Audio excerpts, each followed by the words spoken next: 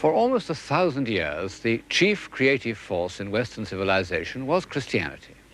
Then, early in the 18th century, it suddenly declined. In intellectual society, it practically disappeared. Of course, it left a vacuum. People couldn't get on without a belief in something outside themselves.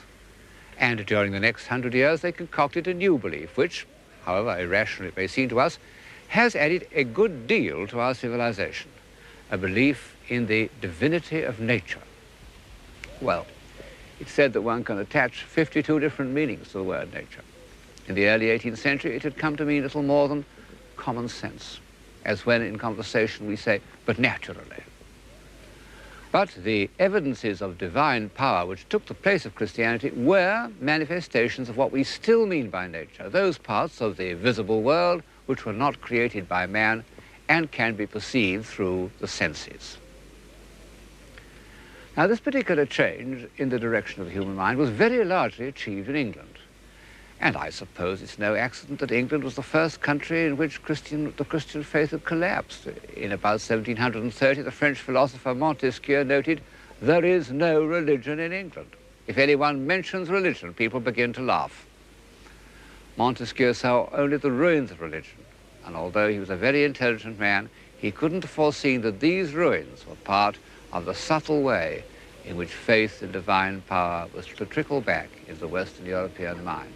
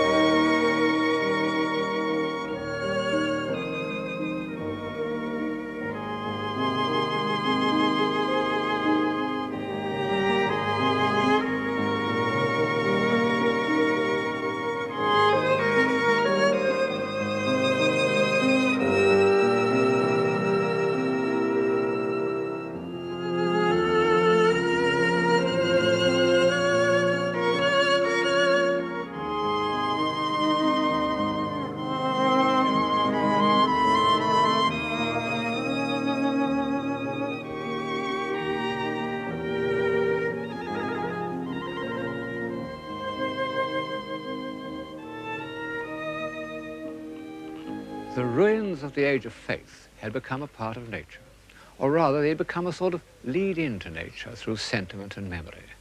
They helped to evoke that curious frame of mind which, in the early 18th century, was the usual prelude to the enjoyment of natural beauty, a gentle melancholy. Beautiful poetry was inspired by that mood. Listen to Collins's Ode to Evening. Then lead, calm votaress, where some sheety lake cheers the lone heath, or some time-hallowed pile, or upland fallows grey, reflect its last cool gleam. Or if chill blustering winds or driving rain prevent my willing feet, be mine the hut that from the mountain's side views wilds and swelling floods, and hamlets brown and dim-discovered spires, and hears their simple bell, and marks o'er all thy dewy fingers draw the gradual dusky veil. Very beautiful, but not very like nature, any more than were the pictures of Gainsborough and Cousins which accompanied it. The author of that poem, William Collins, isn't a familiar name outside England, and the same is true of all the 18th century English nature poets, even James Thomson, who was in his day the most famous poet in Europe. An emotional response to nature is one of the few extensions of our faculties that don't go back to an individual of genius. It first appears in minor poets and provincial painters, and even in fashions. For example, the fashion that took the straight avenues of formal gardens and changed them into twisting paths with pseudo-natural prospects, what were known all over Europe for 100 years as English gardens. Perhaps the most pervasive influence that England has ever had on the look of things in Europe, except for men's fashions in the early 19th century. Trivial? Well, I suppose that all fashions seem trivial, but are serious. When Pope described this scene of man as a mighty maze of walks without a plan, he was expressing a profound change in the European mind. So much for nature in the first half of the 18th century. Then, in about the year 1760, this English prelude of melancholy minor poets and picturesque gardens touched the mind of a man of genius, Jean-Jacques Rousseau. His name involves a change of scene, because although to some extent he derived his love of nature from England, it was among the lakes and alpine valleys of Switzerland that his absorption in nature first became a mystical experience.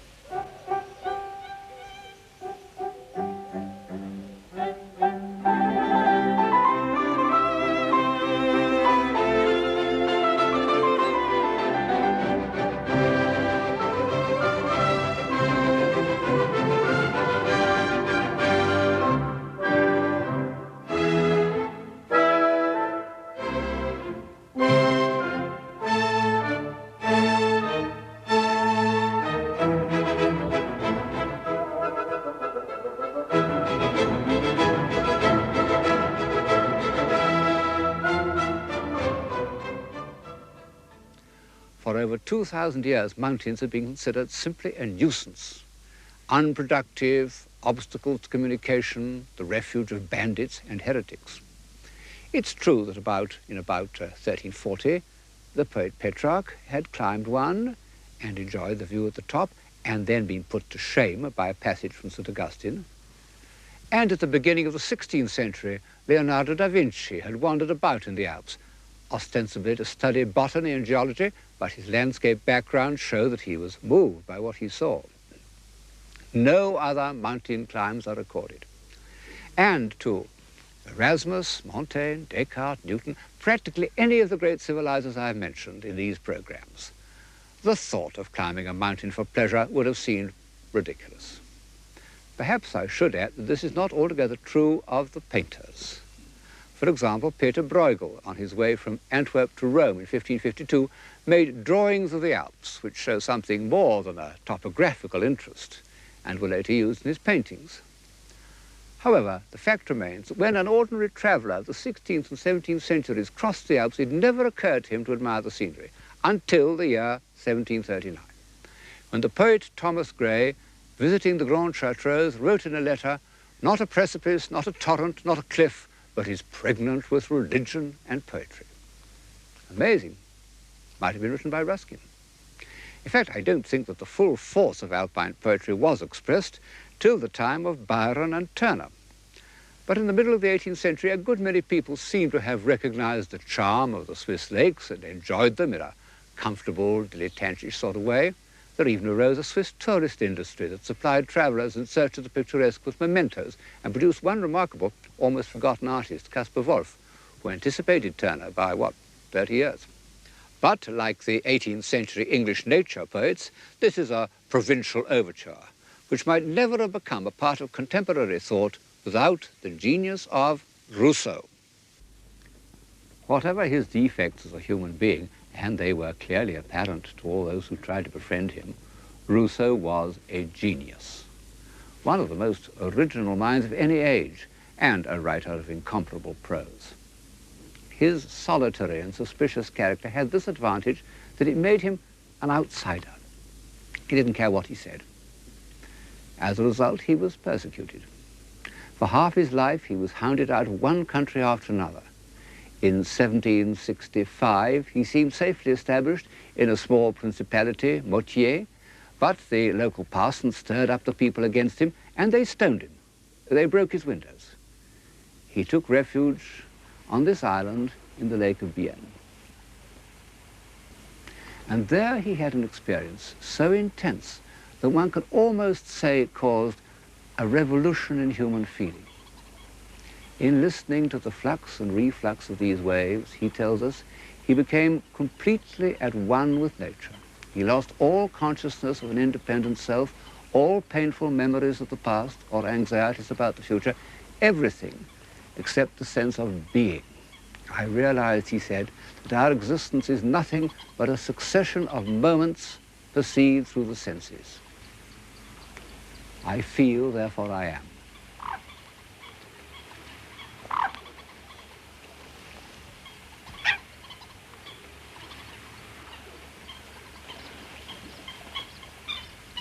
A curious discovery to have been made in the middle of the Age of Reason, but a few years earlier the Scottish philosopher Hume had reached the same conclusion by logical means.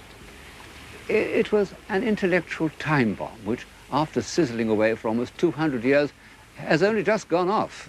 Whether to the advantage of civilization now seems rather doubtful.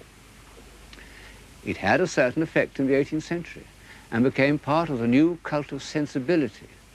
But no one seems to have realized how far abandonment to sensation might take us, or what a questionable divinity nature might prove to be.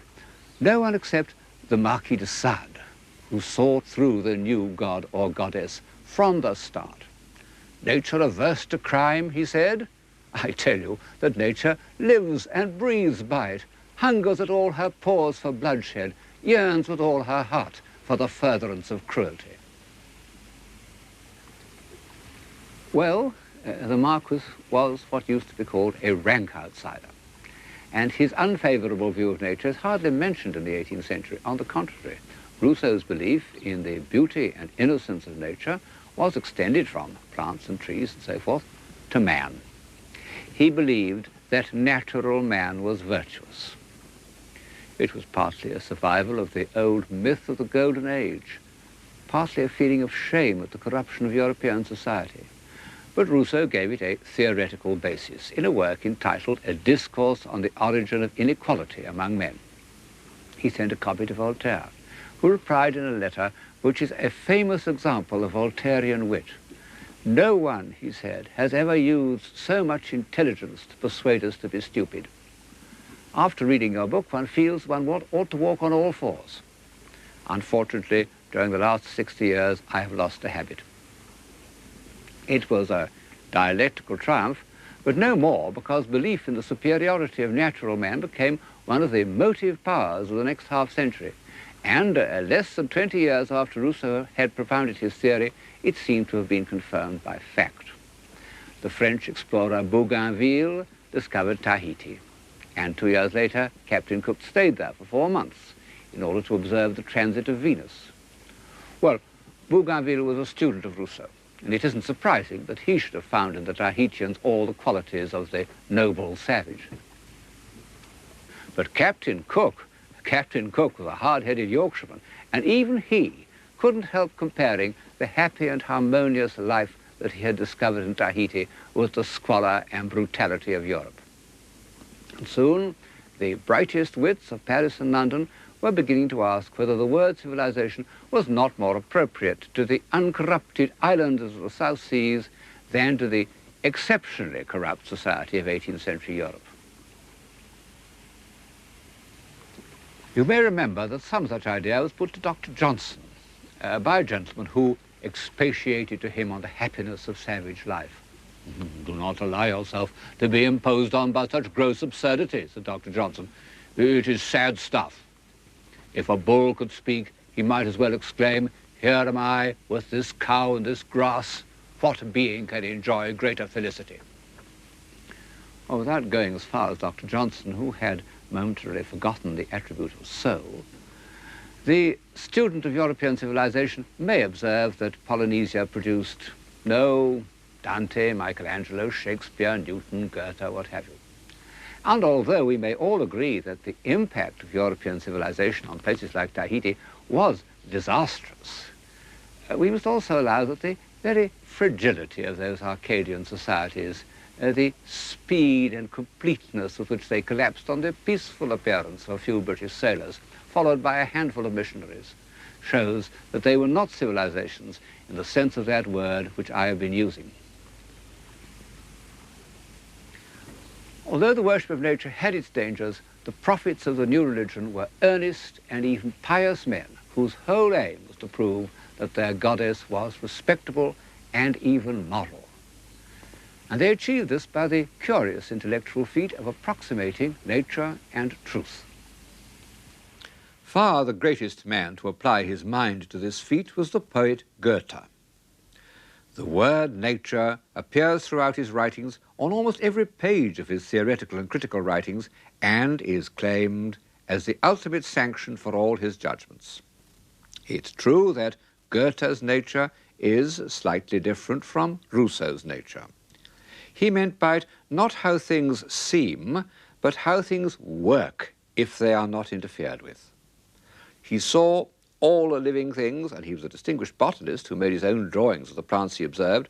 He saw everything as striving for fuller development through an infinitely long process of adaptation.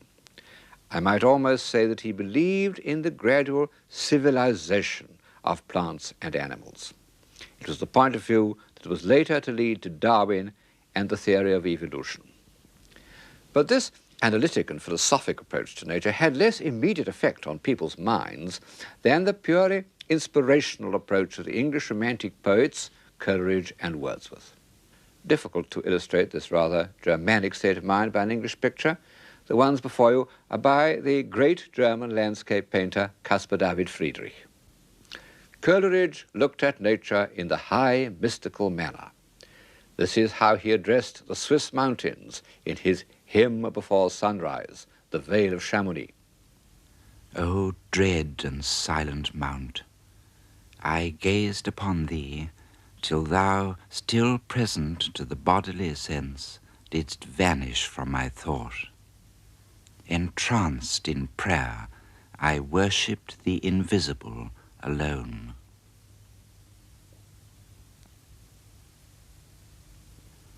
Wordsworth's approach to nature was religious in the moral Anglican manner. Accuse me not, he said, of arrogance, if having walked with nature and offered, as far as frailty would allow, my heart a daily sacrifice to truth, I now affirm of nature and of truth that their divinity revolts, offended at the ways of men. Well, that nature should be shocked by human behavior, it does seem to us rather nonsense. But one mustn't lightly accuse Wordsworth of arrogance or silliness. By the time he wrote those lines, he had lived through a great deal. As a young man, he went to France, lived with a spirited French girl, and had a daughter, and became involved with the French Revolution, an ardent Girondist. But for chance, he might easily have had his head chopped off in the September massacres. He returned to England, disgusted with the political aspect of the revolution, but not the less attached to its ideals. And he set out to describe in verse the truth about the hardships of poor people, as they had never been described before. He wrote poems without a glimmer of comfort or hope. He walked for miles alone on Salisbury Plain and in Wales, talking only to tramps and beggars and discharged prisoners. He was utterly crushed by man's inhumanity to man. And finally, he came to Tintern. The abbey is in the valley behind me there. Of course, he'd always been observant of natural beauty. His earliest poems show us that. But in August 1793, like Rousseau on the Isle of Saint-Pierre, he recognized that only total absorption in nature could heal and restore his spirit. He returned to Tintern 5 years later and recaptured some of those first feelings. Though changed, no doubt, from what I was when first I came among these hills, when like a roe I bounded o'er the mountains by the sides of the deep rivers and the lonely streams, wherever nature led, more like a man flying from something that he dreads than one who sought the thing he loved. For nature then to me was all in all. I cannot paint what then I was. The sounding cataract haunted me like a passion. The tall rock, the mountain, and the deep and gloomy wood, their colors and their forms, were then to me an appetite, a feeling and a love that had no need of a remoter charm by thought supplied, or any interest unborrowed from the eye.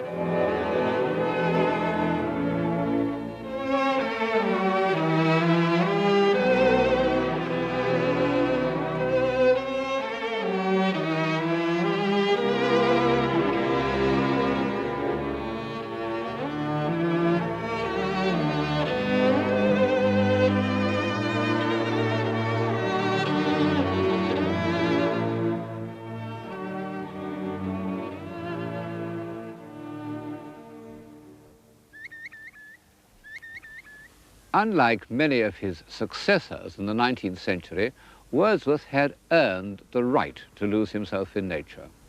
So, after all, Rousseau, because the author of The Solitary Walker was also the author of The Social Contract, the Gospel of Revolution. A sympathy with the humble, the voiceless, be they human or animal, does seem to be a necessary accompaniment to the worship of nature, and has been ever since St. Francis. Robert Burns, at the first dawn of romantic poetry, would not have written "A man's a man for a' that" if he hadn't also felt deeply distressed at disturbing a field mouse's nest.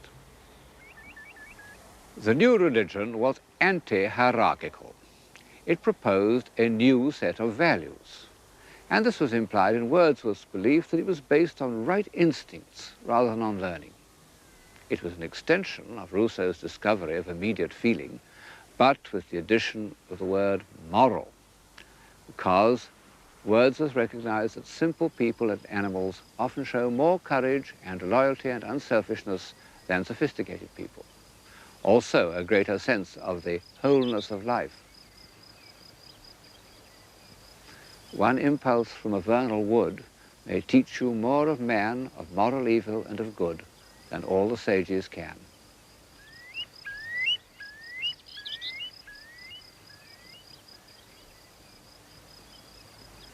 What was it that made Wordsworth turn from man to nature? It was the reappearance in his life of his sister Dorothy. They first set up house together in Somerset, then, driven by a strong instinct, they returned to their native country and settled in this cottage at Grasmere. It was in this garden and in the tiny sitting room that Wordsworth wrote his most inspired poems. The journal which Dorothy kept in these years shows how often his poems originated in one of her vivid experiences, and Wordsworth knew it. She gave me eyes, she gave me ears, and humble cares and delicate fears. In the new religion of nature, this shy, unassuming woman was the saint and prophetess.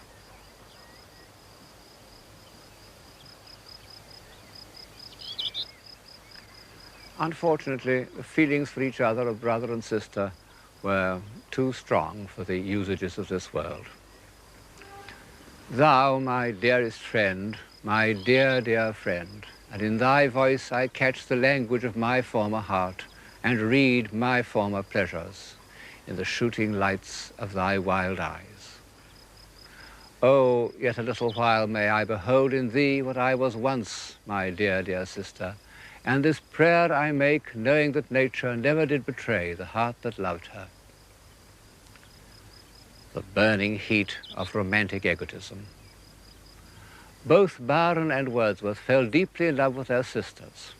The inevitable prohibition was a disaster for both of them, and Wordsworth suffered most because although Byron became restless and cynical, he did write Don Juan, whereas Wordsworth, after the heartbreaking renunciation of Dorothy, gradually lost inspiration and although quite happily married to an old school friend, wrote less and less poetry that one can read without an effort.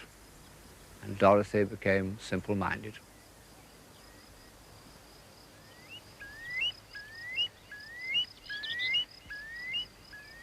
So far, I've illustrated Wordsworth's poems and ideas from the camera's view of nature. But at the same moment that English poetry took its revolutionary course, English painting also produced two men of genius, Turner and Constable. A few months before Wordsworth had settled in the Lake District, Turner had painted this picture of Buttermere. Turner, for all his love of the spectacular, was capable all his life of total surrender to a visual impression. What could be more Wordsworthian than the humble passivity with which he's immersed himself in this quite ordinary scene? However, Wordsworth's real kinship was not with Turner, but with Constable. They both were countrymen with strong appetites rigidly controlled.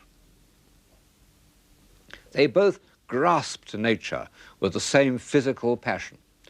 I have seen him, said Constable's biographer, admire a fine tree with an ecstasy like that with which he would catch up a beautiful child in his arms. Constable never had the least doubt that nature meant the visible world of tree, flower, river, field and sky, exactly as they presented themselves to the senses. And he seems to have arrived intuitively at Wordsworth's belief that by dwelling with absolute truth on natural objects, he would reveal something of the moral grandeur of the universe. Only by concentrating on the shining, variable surface of appearance would he discover that motion and the spirit that impels all thinking things, all objects of all thoughts, and rolls through all things. Then both Wordsworth and Constable loved their own places, and never tired of those things which had entered their imaginations as children. Constable said, "The sound of water escaping from mill dams, old rotten planks, shiny posts and brickwork, these scenes made me a painter, and I am grateful."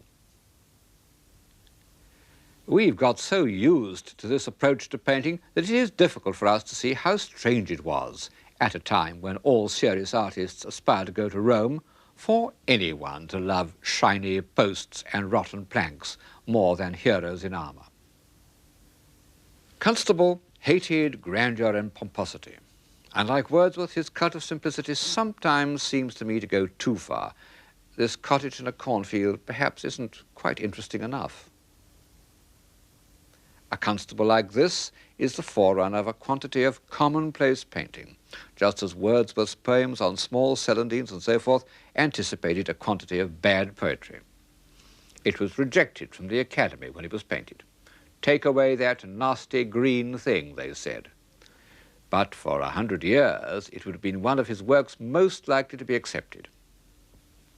When Constable really trusted his emotions, his rustic subjects do achieve that quality by which, as Wordsworth said, the passions of men are incorporated with the beautiful and permanent forms of nature. In such a picture as The Leaping Horse, the classically simple structure of the lock, the weight of water, the movement of the barges, they're all expressive of man's dignity and determination, just as the sky and agitated trees are expressive of his emotional struggles.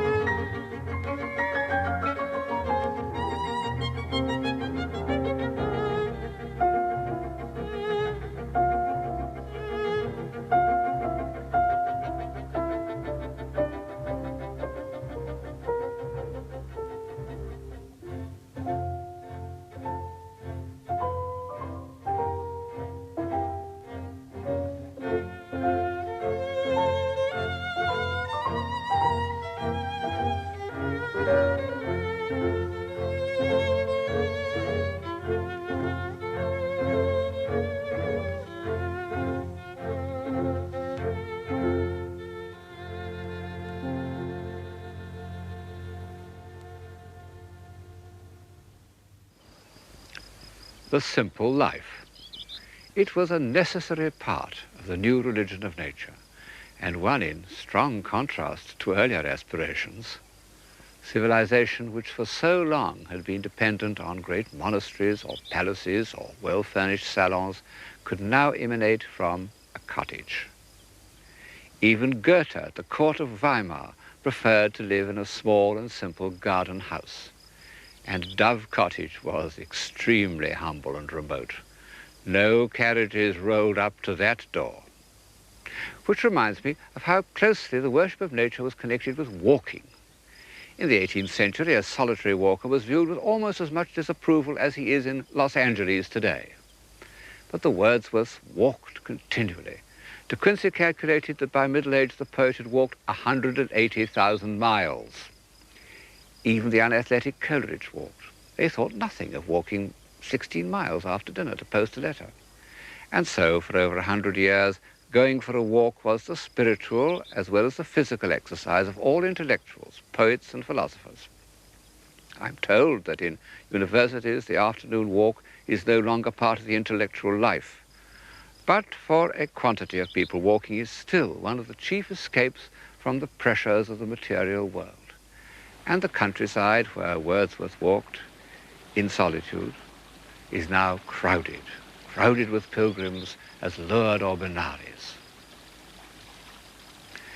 The resemblances of Wordsworth to Constable, which seem so obvious to us, didn't occur to their contemporaries, partly, I suppose, because Constable was hardly known till 1825, by which time, alas, Wordsworth had become a priggish old bore, and partly because Constable painted flat country, whereas Wordsworth, and indeed the whole cult of nature, was associated with mountains.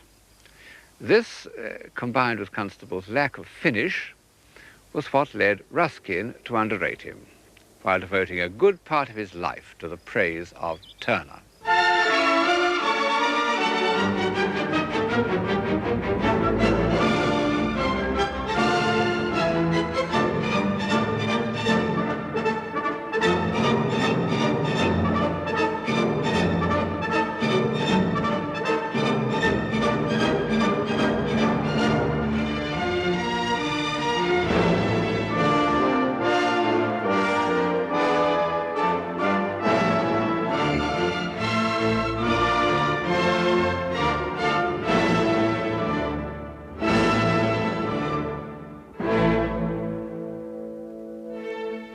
Turner was the supreme exponent of that response to nature felt by Gray in the Grande Chartreuse, what one might call the picturesque sublime.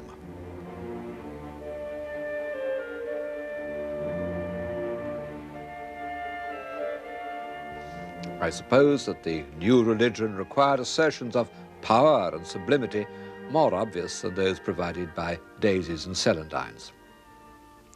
But don't think that I am trying to belittle Turner. He was a genius of the first order, far the greatest painter that England has ever produced. And although he was prepared to work in the fashionable style with plentiful exaggerations, he never lost his intuitive understanding of nature. No one has ever known more about natural appearances, and he was able to fit into this encyclopedic knowledge memories of the most fleeting effects of light, sunrises, passing storms, dissolving mists, none of which had ever been set on canvas before.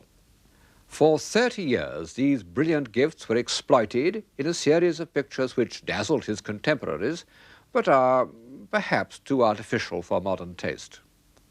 All the time, Turner was perfecting, for his own private satisfaction, an entirely new approach to painting, which really was only recognized in our own day. It consisted of transforming everything into pure color.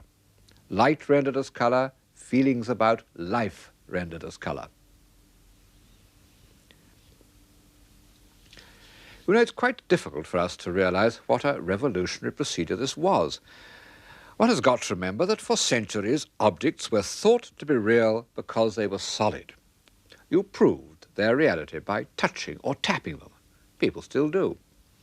And all respectable art aimed at defining this solidity, either by modelling or by a firm outline. What is it, said Blake, that distinguishes honesty from knavery, but the hard and wary line of rectitude? Colour was considered immoral, perhaps rightly, because it is an immediate sensation, and it makes its effect independently of those ordered memories that are the basis of morality. However, Turner's colour was not at all arbitrary, what we call decorative colour. However magical it seems, it always started as the record of an actual experience.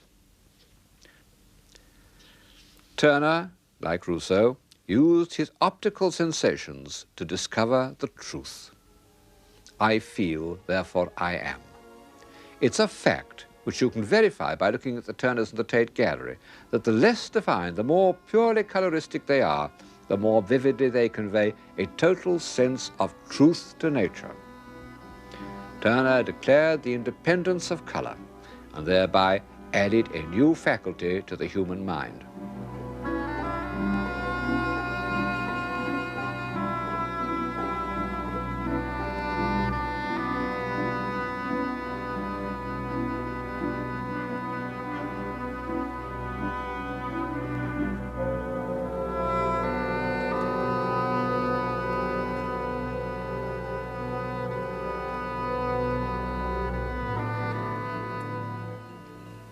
I don't suppose that Turner was conscious of his relationship with Rousseau, but the other great prophet of nature, Goethe, meant a lot to him.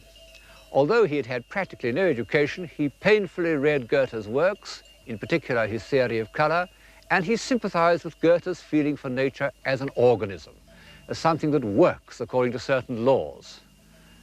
This, of course, was one of the things about Turner that delighted Ruskin, so that his enormous defense of the artist, which he called by the wholly misleading title of Modern Painters, became an encyclopedia of natural observation. Just as the Middle Ages produced encyclopedias in which inaccurate observations were used to prove the truth of the Christian religion, so Ruskin accumulated very accurate observations of plants, rocks, clouds, mountains, in order to prove that nature worked according to law. Well, we can't believe in Ruskin's moral law, but when he says, "The power which causes the several portions of a plant to help each other, we call life. Intensity of life is also intensity of helpfulness. The ceasing of this help is what we call corruption." He does seem to me to have drawn from his observations a moral at least as convincing as most of those that can be drawn from Holy Writ. And it helps to explain why for 50 years after the publication of Modern Painters, Ruskin was considered one of the chief prophets of his time.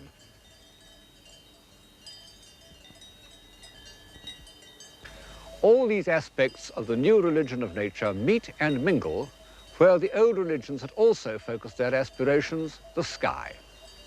Only instead of the influential movements of the planets or a vision of the celestial city, the nature worshippers concentrated on the clouds. But clouds are very difficult to deal with intellectually. They are proverbially lawless. Even Ruskin gave up the attempt in despair. So for the time being, this sky appealed less to the analytically minded than to those worshippers of nature who abandoned themselves to Rousseau's sensuous reverie. The whole mind, said an early writer on Romanticism, may become at length something like a hemisphere of cloud scenery, filled with an ever-moving train of changing, melting forms. Wordsworth put it even better in a famous passage in the first book of the Excursion. Far and wide the clouds were touched, and in their silent faces could he read unutterable love. Sound needed none, nor any voice of joy. His spirit drank the spectacle. Sensation, soul, and form all melted into him. They swallowed up his animal being. In them did he live, and by them did he live. They were his life. Constable said that in landscape painting, clouds are the chief organ of sentiment. He did hundreds of cloud studies, noting on the back the month, the time of the day, the direction of the wind. Ruskin said, "I bottled clouds as carefully as my father, who was a wine merchant, had bottled sherries." And for Turner, they had a symbolic meaning. He identified skies of peace and skies of discord. Clouds the color of blood become symbols of destruction. His chief aim in life was to see the sun rise above water. He owned a number of houses from which he could see this happening, and he was particularly fascinated by the line where the sky and the sea join each other, that mingling of the elements which seems, by its harmony of tone, to lead to a general reconciliation of opposites.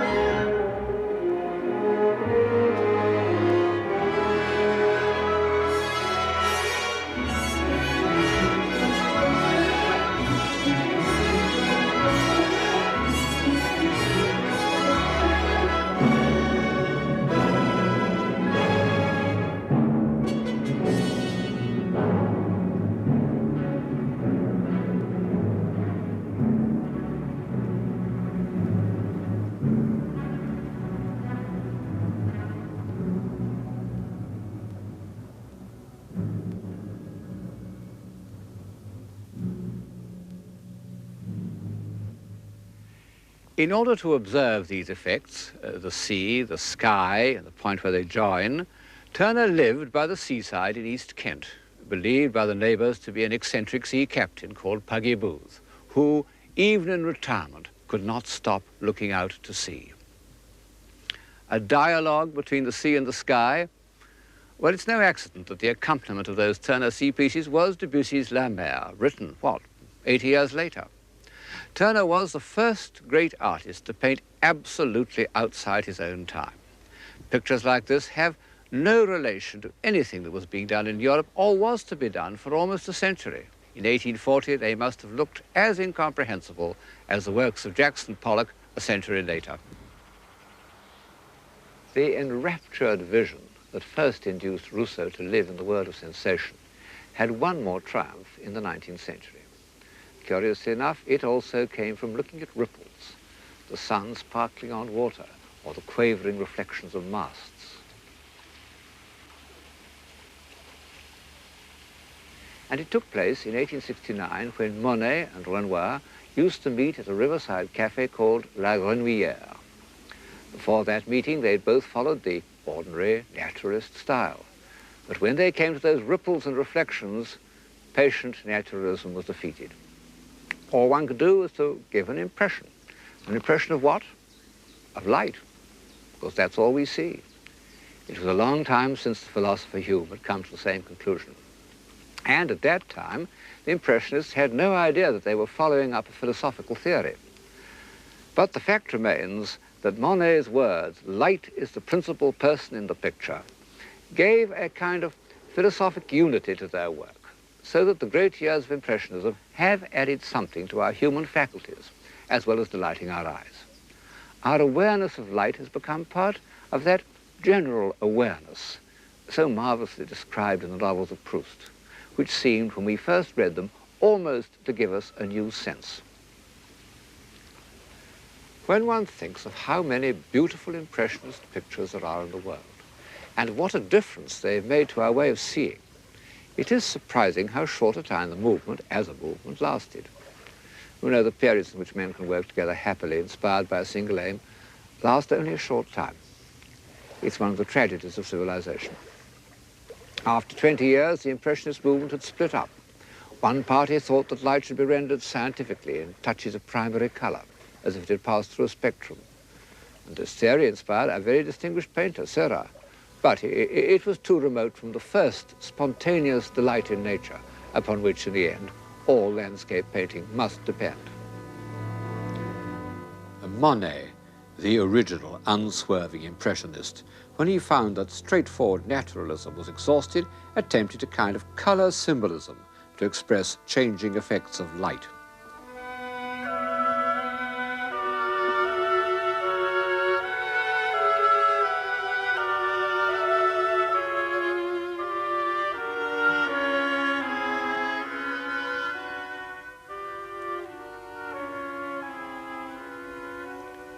Finally, he turned to the water-lily garden which he had made in his grounds.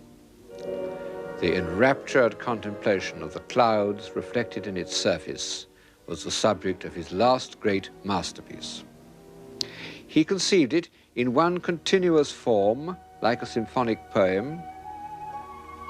It takes its point of departure from experience, but the stream of sensation becomes a stream of consciousness. But how does the consciousness become paint? That is the miracle. By a knowledge of each effect so complete that it becomes instinctive, and every movement of the brush is not only a record, but a self-revealing gesture.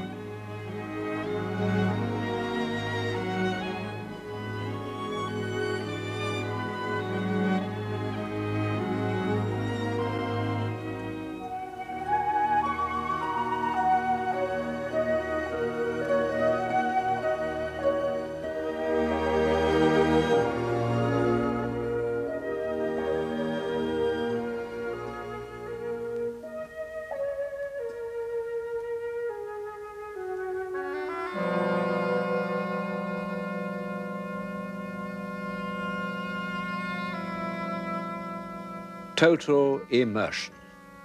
This is the ultimate reason why the love of nature has been for so long accepted as a religion. It is a means by which we can lose our identity in the whole and gain thereby a more intense consciousness of being. I feel, therefore I am.